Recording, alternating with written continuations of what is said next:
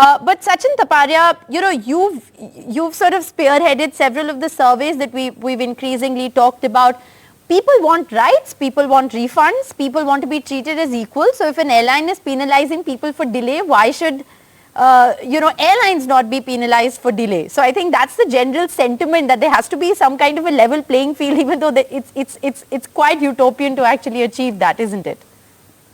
No, absolutely, Rishika, and thank you for having me on the show. We have done about 5 surveys in the last, 3 to 6 months, and they range from airlines, cutting corners to, a host of issues, whether it is lack of information sharing on a timely basis, food issues, baggage issues, and now the airline cancellation and the seat assignment charges issue, basically. Net, the broader issue here is that, yes, aviation has grown in our country rapidly, exponentially, especially post-COVID.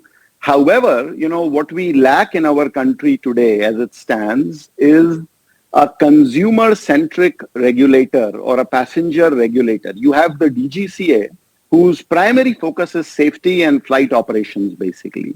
You have the ministry, and then you have the consumer ministry, which now has, a new body under it called the Central Consumer Protection Authority, or CCPA.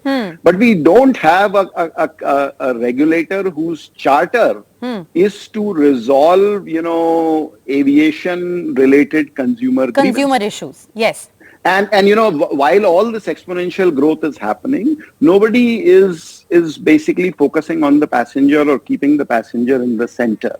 Right. And the need of the hour is to create a regulator like this and then work with the airlines and basically, create guidelines and rules that all airlines have to implement, right? Whether it is about food safety or baggage handling, all of these aspects can be covered. All right. Very, very, very, very important point that you raised there.